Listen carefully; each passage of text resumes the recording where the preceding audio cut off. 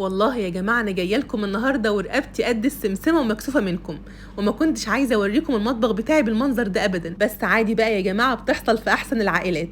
تعبت شويه وفضلت 7 ايام بالظبط ما ادخلش المطبخ. لكم ان تتخيلوا بقى ان انا 7 ايام ما حطيتش رجلي في المطبخ ولا عملت اي حاجه، والعيال بقى قالوا لي يا ماما ما تشيليش هم حاجه، احنا هنعمل كل حاجه مكانك. وقد كان يا جماعه. لكم ان تتخيلوا بقى ان هم بيعملوا كل حاجه في البيت لمده 7 ايام. شاي بقى على صلصه على سكر على لبن، والبوتاجاز بقى بالمنظر اللي انتوا شايفينه ده. وطبعا بقى في الوقت ده مفيش قدامي غير المنقذ بتاعي يا بنات تاتش، دايما بينقذني في المواقف الصعبه اللي زي دي. على طول كلمت مدام ساميه الجمل وعملت منها اوردر. وطبعا يا جماعه مدام ساميه وكل منتجات تاتش غنيه عن التعريف، وزي ما انتم شايفين بقى قدامكم البوتاجاز كان عامل ازاي والدهون عليه عامله ازاي.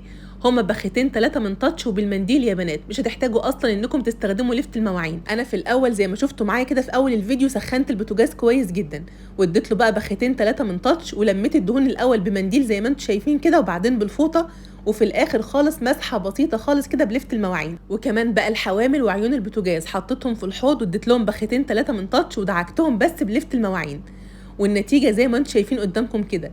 وطبعا بقى بما اني عامله حاله نظافه والعيد خلاص على الابواب، قلت يا بنتي يا مروه هاتي الطاسات بتاعتك بقى، لانها كانت محتاجه الرمي بصراحه. خدتهم بقى على البوتاجاز سخنتهم كويس جدا، وبختين 3 من تاتش وبس بلفت المواعين، مش هتحتاجي سلك خالص. والطاسات زي ما انتم شايفين قدامكم كده رجعت جديده.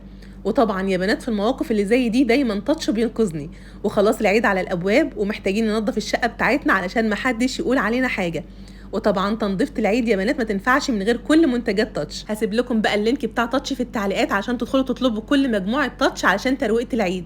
وطبعا يا بنات تاتش مش بس مزيل دهون، ده ملمع خشب وملمع زجاج ومنظف ارضيات ومنظف انتريهات ومنظف سجاد ومزيل للبقع، وكل منتجات تاتش يا بنات مفيش غنى عنها في البيت. يلا بقى مستنيين ايه؟ بطلي كسل انت وهي وقومي تشمري كده وروقي ترويقه العيد. والفيديو بتاعنا خلص، يا رب يكون عجبكم واشوفكم على خير بقى في الفيديو اللي جاي. مع السلامه.